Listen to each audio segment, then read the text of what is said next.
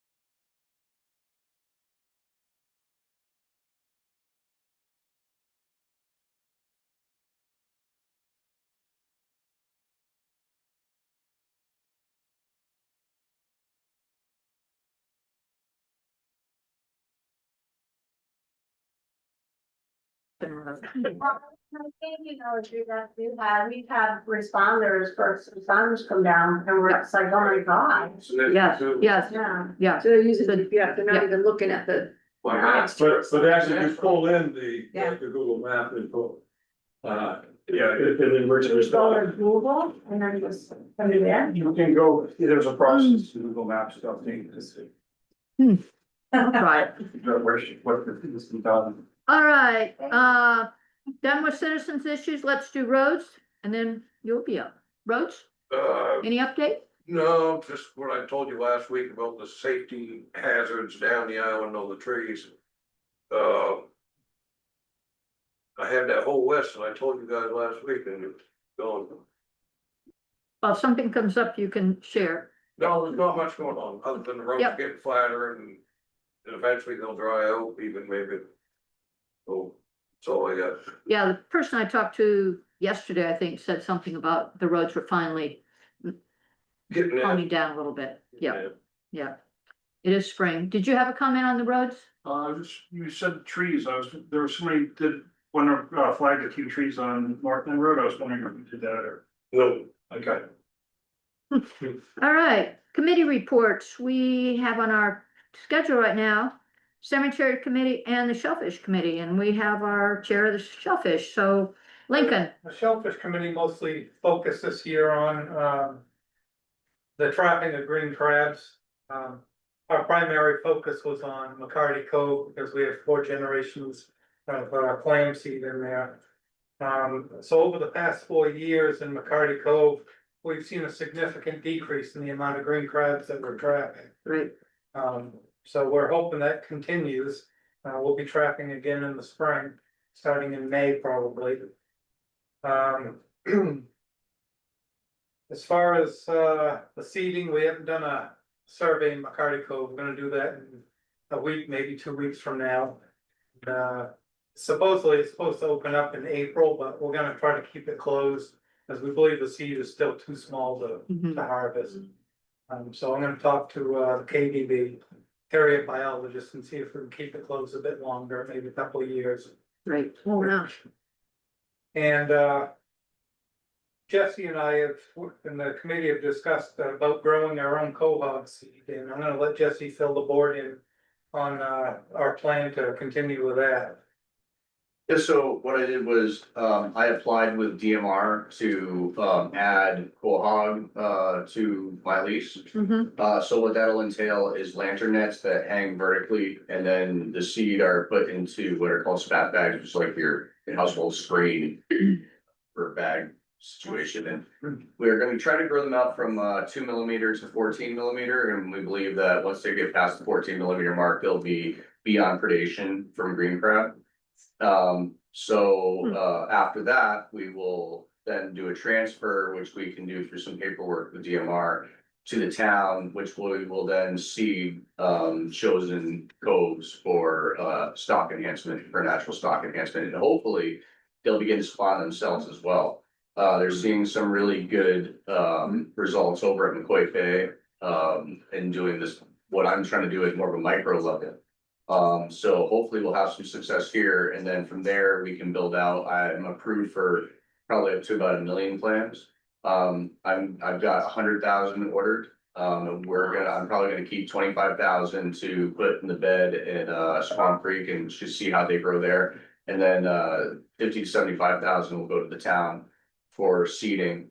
And I'll do that for just, I'm there anyway, so I'll cultivate them there. The only compensation I would ask is the original price of the seed that I got from the hatchery.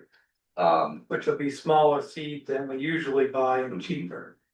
Yeah, so it'll be a savings of what, 400 or 500 at least, maybe even more per thousand. Well, they charge per thousand, but if you add it all up, it'll be a savings of anywhere from $500 to $800, I would say. And then we also have more of the freedom to choose the planting, how we go about it, timing of it. What we'll do is we'll leave them in Swan Creek as late as possible. Just to get the maximum amount of growth, because with the oysters, I went from 6 millimeter to 2 3/4 inches on the oysters, which is unheard of in Maine. Like, you really can't find that anywhere. So what we're hoping is that this will also work the same way with the quahogs, which are very slow growing clam. So if we can get that enhancement and speed up that growth, then that'll give us a better chance to have a successful program.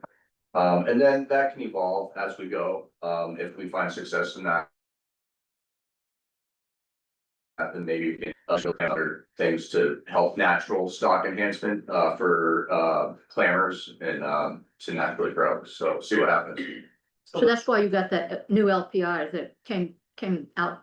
Yeah, Couple so months I ago, don't I have knew there any was some change. more. The farmers are getting bigger. It's just change. As soon as you change species or any of the gear, you Right. have to then reapply for the whole Right, thing. right. So that was what that was about. Yeah. Right, because I remember that, Mhm. it wasn't that you needed a new one, or a new spot, you were just making some changes. Yeah, I pushed one of the lines of cages down a little bit, and another one to the outside where it was a little bit shallow on the inside. So, yeah, same footprint really, just get a little bit of rearranging. And then the clams don't take up any more of a footprint. They're gonna be grown in between and underneath the cages. Mhm. So they'll be done vertically right below everything. And the quahog are considered the hard shell clam, so they should have a better survival rate with the green crabs. Mhm. When we put them in the mud at a bigger size. Are there a lot of green crabs in Squam Creek? Yeah, I'm actively going after them. We've been donating to Khmer, which is like a Southeast Asian food group, and they're doing stuff with them also. Tarbox Farm is another place we bring them. So yeah, but I would say it's most active in late summer, Mhm. but there's a lot in there. Great, great. Questions, comments? No, I think it's sounds Anything? interesting. Yeah, What you're yeah. gonna do.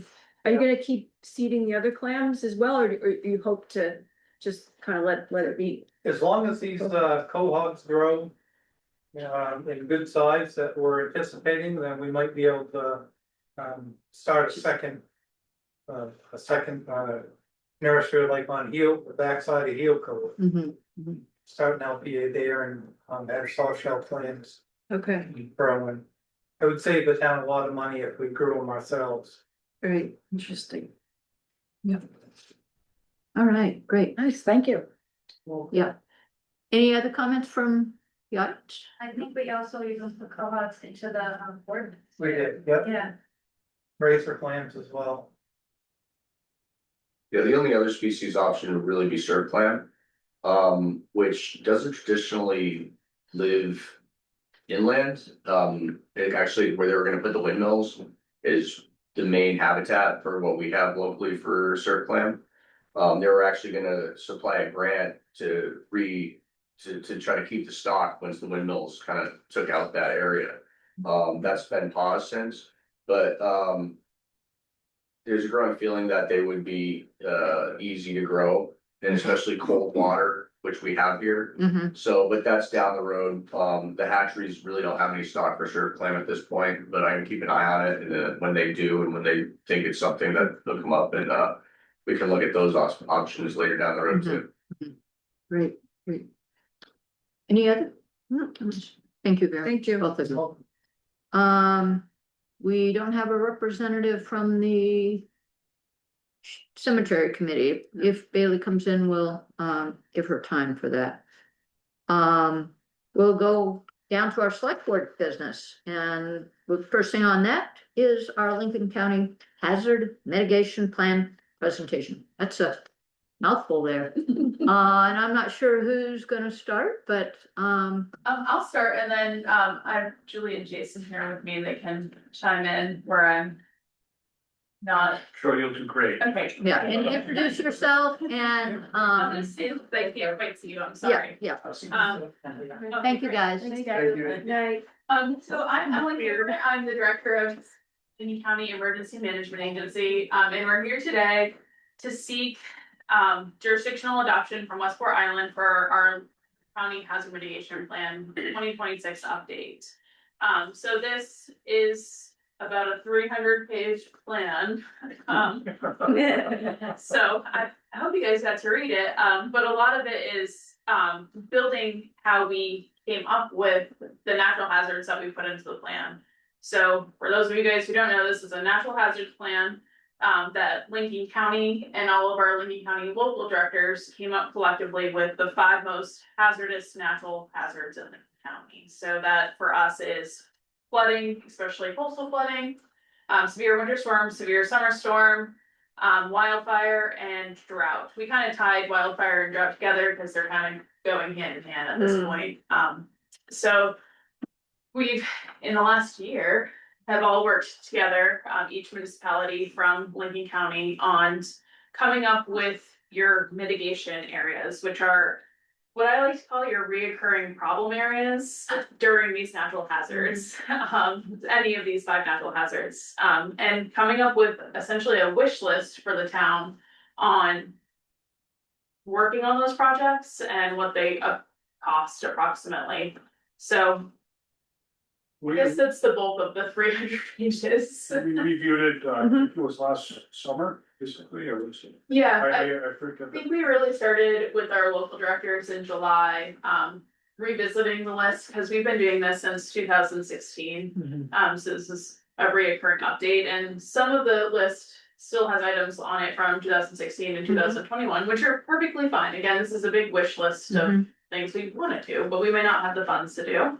And then you had a couple of new ones added for 2026, which I think one of them is already completed. Yeah, we put the sign for the Smoky Bear sign. Yeah. I saw it on the way down, I was like, oh, one of their projects is already completed, okay.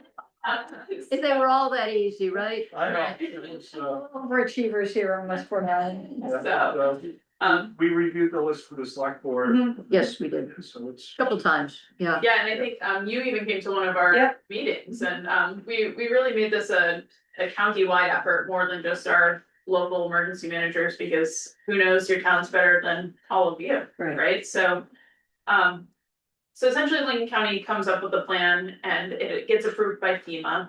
FEMA approved it back in January, and our county commissioners also approved it back in January. And now the next step is to approach every single town in Lincoln County to see if they would like to adopt the plan. By adopting the plan, it not only gets in writing those problem areas, but it allows you to be, I guess, more in the spotlight for grant funding, especially hazard mitigation grant funding for the projects that you're looking to complete. And it's especially helpful for when a disaster happens, when you're looking to get mitigation funds post-disaster, because you have already pointed those out in the plan. Again, they can see that was a problem and that was something that you were aware of and something that you would be looking to pursue more funding for, so. Definitely. Well, I'll just say, first of all, you guys do a lot of really hard work, and I give kudos to everybody who's, we're lucky to have Jason and Julie here as part of that also. To help with that, because it's a lot of work that goes into these plans, and you know, I think I admire the fact that Lincoln County is kind of, you know, staying ahead of the curve, you know, yeah, and doing proactive things, so. Yeah, and I have to also give kudos to our regional planning office, because Yeah, they have those grants right down to science, Yeah. and if you have a project in our plan and they Yeah. remember it, they will reach out to you saying, They hey, have. we have Yes, funds they're great. They to have, do this, I and know, then, I know. it's so They're all, it's all much just, kudos. yeah, really appreciative. Yeah. Of everything that everybody does. Very supportive. Mhm. Anything to add, either of you two, Becky? No? I did look through it, to be honest. Yeah. Yeah, I did. It's great, the social resiliency It's interesting. project was Yeah. included in that was completed. Like a month or two post January 24 storms, and so it was reflective of the January storms and what the community needs are, and so it's great. No, the whole team at the EMA office and the RPC have really done an outstanding job on that, and I mean, they guide us. And they've really done an amazing job with that, and also just being part of the emergency planning committee and hearing, you know, watching the team really put together and knowing if there's any hazards on the island and reporting, making sure that anybody who does have anything on the island that needs to be reported, and that's something that we wanna also make sure that people continue to do if there's any hazards here on the island. Yeah, anything outside of natural hazards, we also focus on, and what Julie's specifically referencing is hazmat products, which is a pretty large list. So I just wanted to get that out there as well. And I did find what Thursday, or we had a Yeah. meeting, that our sand and salt probably needs to be reported, is this? Yeah, I didn't quite look into the amounts on that yet, so. Possibly, I'd have to look in our list, but for whatever reason, that's listed as a hazard. Any large fuel basins is also good to know about. It really just helps us build a list that we also give to our fire department, so when they're Right. responding. Exactly, know they what they're know what's getting into. there, yeah, What's and that? that's something we haven't even touched on that, Yeah. you know, but I think it's really important. but for the state, then we're required to report that. Yeah, Mhm. because if something does happen, you could potentially get fined. Cause you haven't warned You people. mean the, I, or anything, or just the sand, what are you talking No, about? we have a list of Right. items that need to be reported. It's called tier 2 reporting. Right, but so you can go send a letter out to residents and request that they itemize anything that's on this list and let us know if they have it or not, but Yeah, that's. only for businesses. Yeah, it's generally for Okay. businesses. It's very unlikely that household items would have the capacity that. Well, I'm just they saying, would what if somebody apply. has something they're Sorry. doing in their garage? That is like a quasi business and they have something, I don't know, necessarily. Or they there have up that they have a business. It's on the list, yeah. Yeah, then it gets a little bit stickier and I think Yeah. that would be up to the town to mandate, but yeah. Right, so So- you're talking just like, For larger scale Anything items, like- I think Westport's not as like Damascotta, right, where we have, or No, Newcastle, where we have large fuel basins. yeah, a And lot such. doesn't pertain to us. Or like, Exactly. it was like that has like both businesses. Yeah, things like that. shipyards, Shipyards. we asked for a lot Yeah, of 'cause I- reporting, yeah. I thought Westport was pretty safe from this, then they mentioned that some other towns actually had to report the salt and sand, which, or, because it's usually for hazardous, you know, it's Interesting. ammonia, it's, you know, large quantities of Yeah, ammonia, large quantities of diesel, it's not usually, Something I that they think need. salt and sand is pretty inert. It's not usually inert products on this list that Yeah. the state requires mandatory reporting. But I didn't mean to pull us away Sorry. from why Emily's here, but I just wanted to give kudos to the teams. Yeah, so last year when we were talking about particularly flood mitigation, and we do have places on the island that are not always accessible if there happens to be floods, but one of the things that came up was like, we're in pretty good shape in terms of taking care of island residents. But what if the bridge goes out? So, that's great, you talk about that, I think about that a lot, I'm sorry, if you don't know what EMA is, we're doom and gloom, like your worst day ever. Yeah, think of anything horrible. I can feed you all day long. I know, right? So we, at the county level, have access to the federal alerting system, so it's essentially like the Amber Alerts that you receive on your phone. We have access to the same sort of mass notifications, so we would be able to essentially put a bubble around Westport Islands and notify anyone who's either entering the bubble or here on the islands to let them know. And in terms of evacuation and everything else, that would be up to what's in your emergency operations plan. I'm guessing boats. I don't know. I haven't read. During the summer, Which for like 7 months out of the year, we're in pretty good shape. yeah. Right, and anything But- beyond that, it would probably be connecting with the Coast Guard to help with an evacuation. That's just off the top of my head. I don't know that if that's what's written down. But, In the dead of winter, we could actually walk right across the ice down. okay, south of the island. Guards, we cut the island, yeah. Yeah, I think we just need Jimmy with a really big culvert and, There you go. travel again and make the, old culvert, no, I definitely think there would be options. It's stuff that I think about a lot, stuff that, I don't. I've worked a lot with Monhegan Island, which is a completely unbridged island Yeah. where we've had a lot of these conversations, and so if you were to become unbridged, it's not something that I'm afraid of. Right, The Coast Guard and I are great friends, because of Monhegan, so I'm sure it would be the same here. yeah, And it's something we could sit down and talk about and pull out the plan. and Absolutely. Really sit down and maybe have a conversation about what our plan is and really put together something so that people are aware. But maybe what we should do is later this spring, sit down and say, what is our plan so that we don't panic at the time that it happens? And say, you know what, between us and the select board, we actually have an actionable plan as to who's going to do what. But with that said, there is training that municipal boards can take. So and there is a training that's coming up.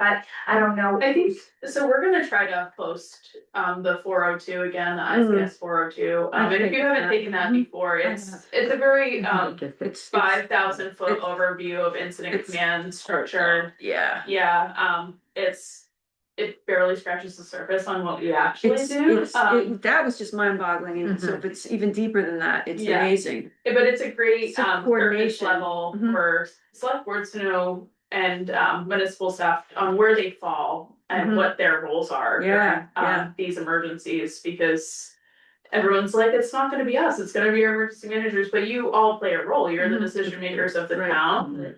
So that's important to remember and keep in mind when we're thinking about these large scale emergencies. Mhm. You probably need to think about it more than we ever have.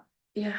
Yeah, I think a lot I think is gonna be changing, especially at the federal level in the coming years. And my goal for Lincoln County, for all of Lincoln County, is to be making us more resilient and more aware of these, what minor issues can turn into larger issues, and how we all can work together as a team and beyond just your towns to respond and recover post disaster emergency. All right, any other thoughts, comments? No? All right, so, we have a resolution Yes, that we'd like to propose. I think that makes you happy, it right? does make me happy. I think so, all right, and I'll read it and then we'll see if we all agree and adopt it. Whereas natural and man-made disasters may occur at any time, we recognize that to lessen the impacts of these disasters, we will save resources, property, and lives in Lincoln County. And whereas the creation of a multi-jurisdictional hazardous mitigation plan is necessary for the development of a risk assessment and effective mitigation strategy. And whereas this multi-jurisdictional county of 18 towns, 1 plantation, and 1 portion of Maine's unorganized territory is committed to the mitigation goals and measures as presented to this plan, in this plan. Therefore, the Board of Selectmen, the Select Board of the incorporated towns and 1 plantation hereby adopt the Lincoln County Hazard Mitigation Plan 2026 update. And therefore, the Lincoln County Commissioners, acting on behalf of the county and its unorganized territory, hereby adopt the Lincoln County Hazardous Mitigation Plan 2026 update. So do we approve this resolution? Do I have? You make a motion. I make a motion that we approve this resolution, I'll second it. changing from selectmen to select board. Yes, that was brought up by our commissioners as well. Unfortunately, this is the template that FEMA gives us on. Yeah, Yeah. Trust me, I know. A little slow. It's a little Yeah, slow yeah. coming around. we keep working on it. Do I have a second? I thought you gave us Just a second, yeah. All right, all in favor? Aye. Aye. Thank you again. Yes. Thank you all for participating and making this successful for us. Does this go with you or does you scan this? You can scan it to me, I can scan it back to you, up to you. You want to keep a copy? And Yeah, do you need the original? No, then I'll email it over to you Perfect. Yep. tomorrow. Thank you. Mhm. It's the 23rd. Yeah. Oh, you're good. My name's really long. You had the shortest name here. And the year is 26. Yeah. 23.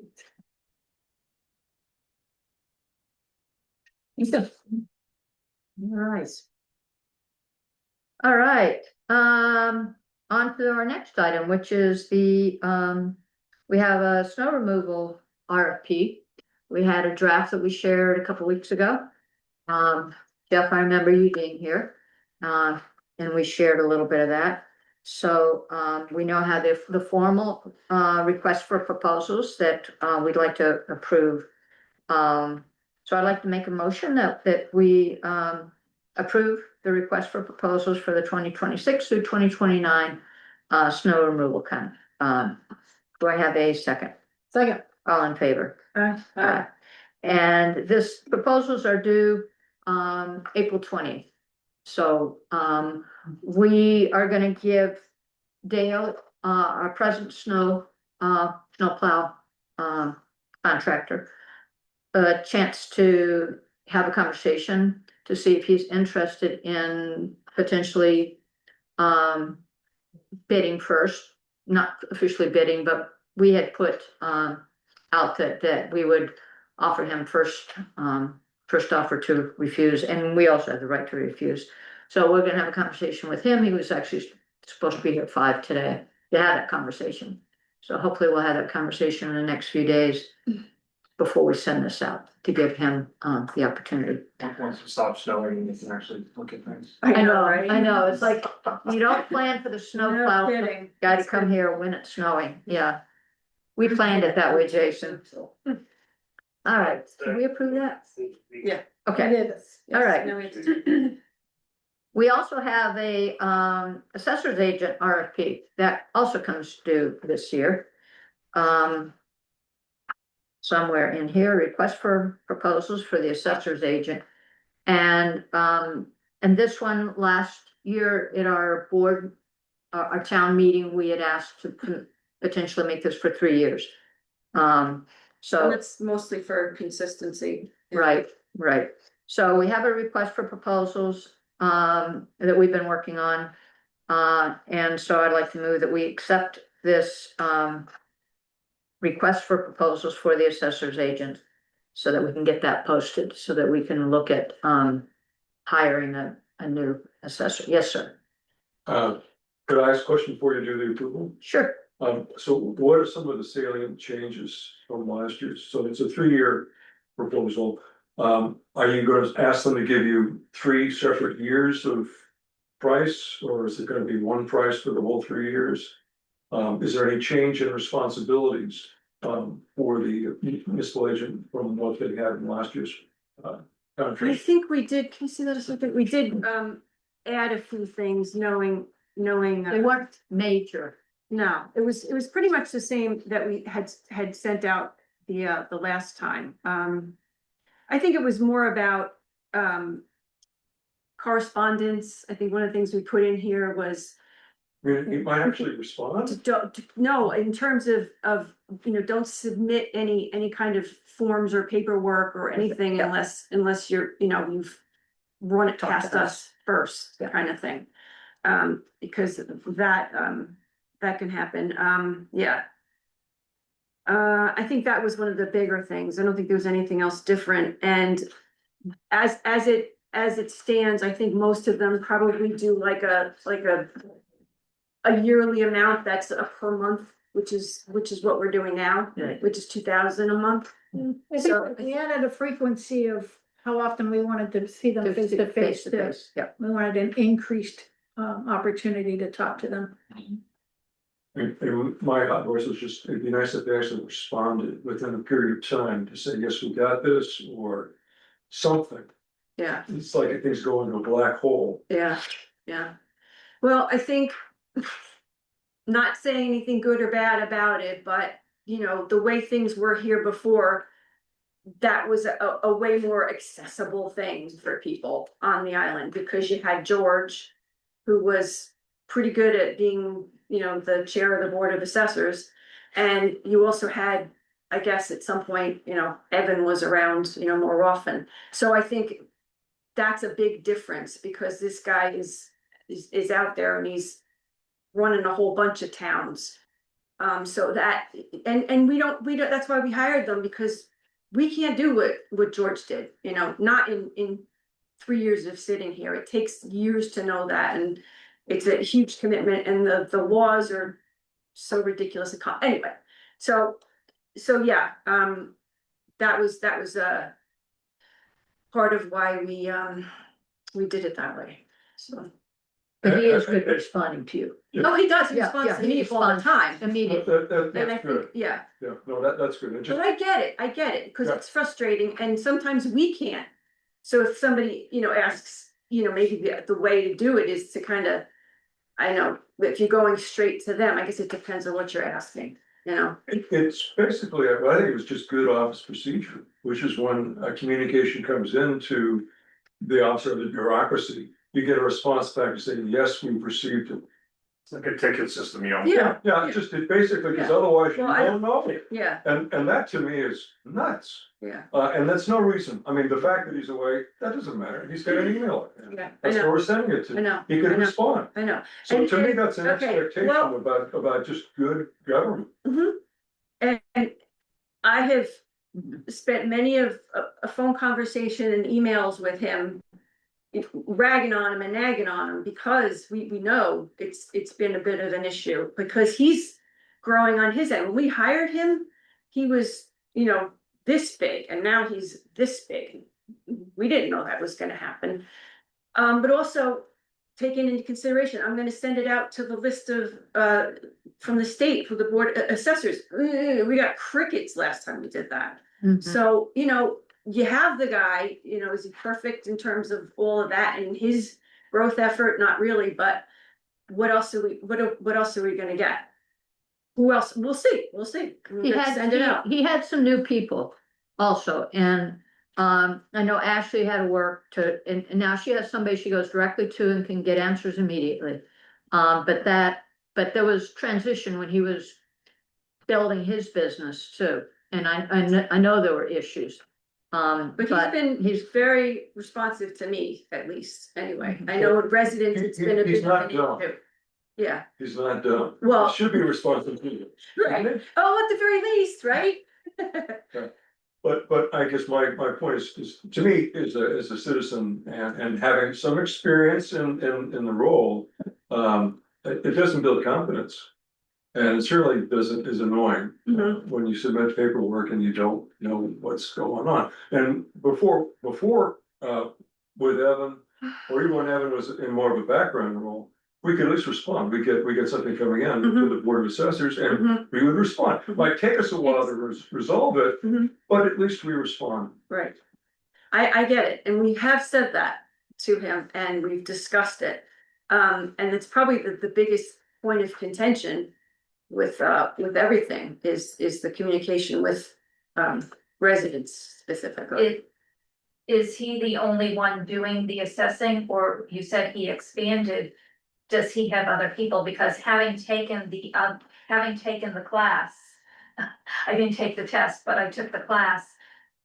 There were a lot of people there who were looking for, and have you reached out to?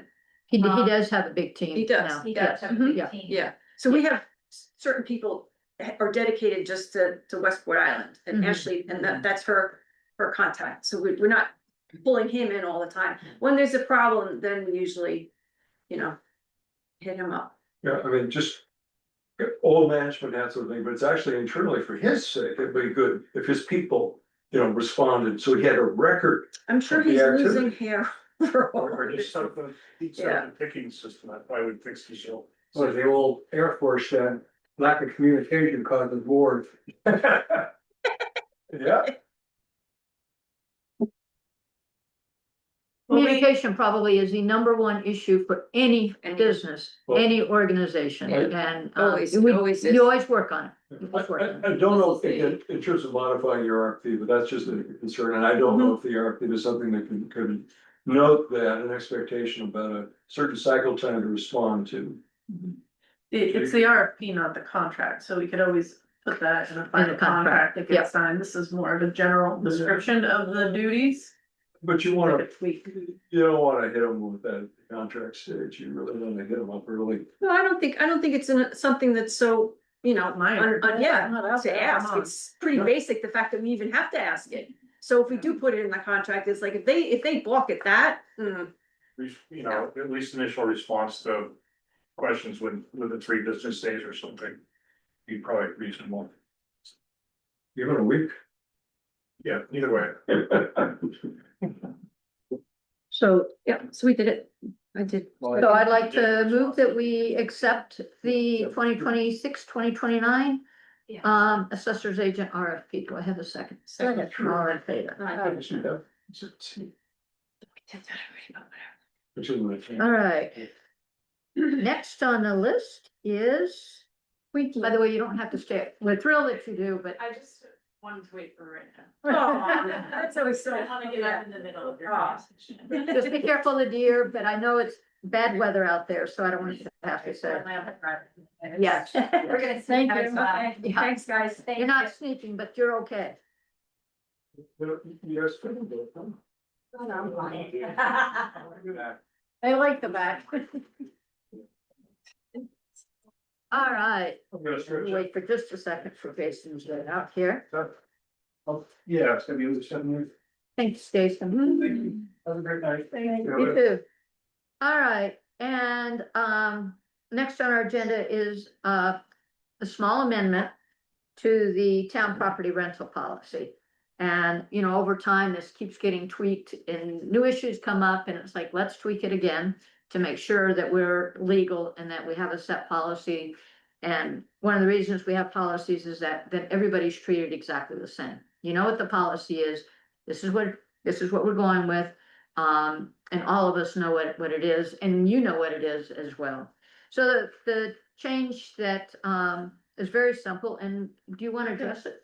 Sure, so it came up because we have a $35 rate for residents to rent the town hall.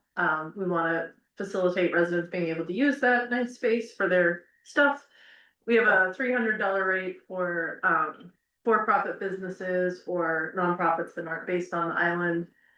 And I guess people not based on the island, basically two-tier, right? We wanna make it more affordable and available to residents. So a question arose because somebody wanted to rent it for, I think it was a distant relative in this It's case. some kind of And we were like, well, relative. is there any limit to that? Like, can residents rent it? What if I wanted to rent it for my friend who wants to, you know, like, it's like, where does that $35 rate stop? So we had this long discussion, we were gonna make it family members, and then at the last minute, we were like, well, somebody should be able to throw a party for their best friend if they're a resident, right? So we just said nonprofit. So if you're a resident and you wanna rent it for whatever, knock yourself out, just don't rent it for a business or make yourself money. Or do anything illegal. Yeah, definitely don't do that, but that should not need to be spoken. So basically, it was tweaked to, make sure it was for nonprofit events that, We don't want residents. someone taking that nice $35 rate and then like renting it to their buddy who will pay them a couple $1,000 to get the cheap venue. suddenly it's a for-profit activity some Saturday where we're selling things and, you know, making big bucks out of it, and you only pay $35 for that. So just trying to figure out how to address these so that we're helping and being fair to residents and yet making sure that somebody's not ripping us off either as a town. So I'd like to move that we, accept this change, with the addition for nonprofit events. Do I have a second? Second. All in favor? Aye. All right, next on our agenda is appointments to of election clerks. And we're gonna be nice and not sign all these until after we leave, or after you all leave, but we do have quite a list here.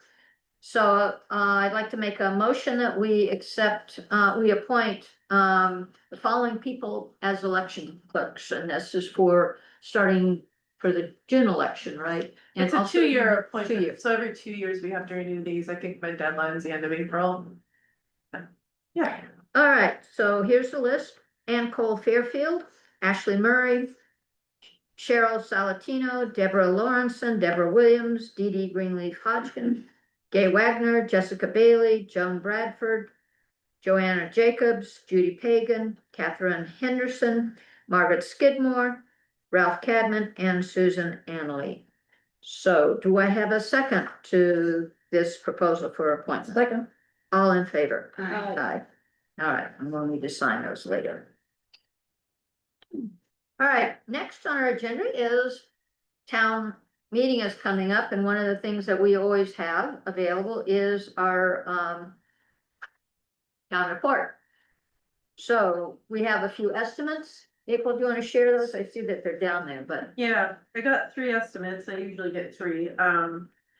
So we've used Express Coffee the last few years. They're pretty affordable. They came in lowest again this time. $1,329.04 for 250 copies. Which seems is that about what we did right. last year? We just about ran out Yeah, last yeah. year. The year before, we had a lot left over for some reason. Same number, it just really varies, but I think 250 is a pretty good. And it's online, so if for any reason we run out. Yeah, I have to worry about it. Don't say quick sellers because the ugly personal problem. Last year's, she's on it, they're going. Aw. Can you autograph this one for him? Lincoln County News came in pretty close, at 1,345. In there closer I was just gonna say, if that, yeah, it could be an argument. So if yeah. you're paying mileage to staff to go pick it up, Right, it might be the same difference to yeah, do it at, it might even be Lincoln cheaper, but we usually have someone heading that way who grabs them from us, from Express Copy. And then Staples was insane, I did their online estimate things, I'm like, oh, they're nearby, and they were like $6,000, it was crazy. It's out of control. I tried to do everything the lowest possible tier, cheapest paper, and it was expensive. So I think probably one of those smaller outfits.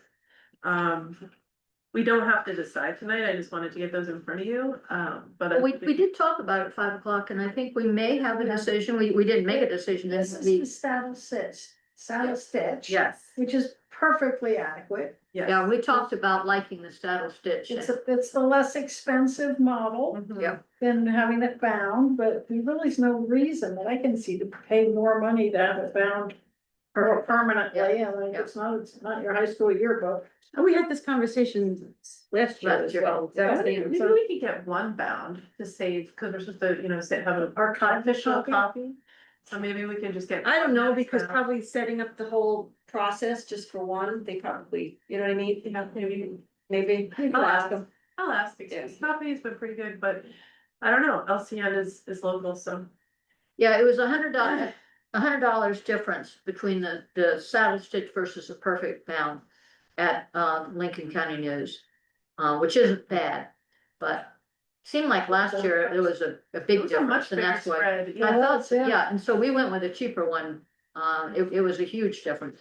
This one this year is only $100 difference, so Or I you feel might like- ask them I just. feel like between Express Copy and Lincoln County, there was also a bigger difference last year, I feel like Lincoln County was. Yeah, I don't More have it on my expensive. fingertips, Yeah. what we did last year, but yeah, I remember being like, huh, yeah. Seemed like a much clearer choice, Mhm. Yeah. But I think we were happy in our discussions about the saddle stitch. Mhm. Were you guys okay with that? Yes. You're like, Anybody have an anything opinion? less is good. A lot of writing on this, you guys. Yeah. So I think we, I don't know that we need to vote on it now, especially you haven't made any formal decisions, but it would be nice to get one if you think, saddle or perfect bound, and then the rest saddle. Stitched, yeah. Yeah. Okay. All right, next on our list is announcements. Do we have any announcements? No. Hearing none, I'd like to make a motion that we adjourn for the night. Do I have a second? Second. All in favor? Aye. Charlotte ever show up? No, she emailed me, she's having computer issues, I don't think it was related to us. When we stopped recording. Yeah. Yes. Nice.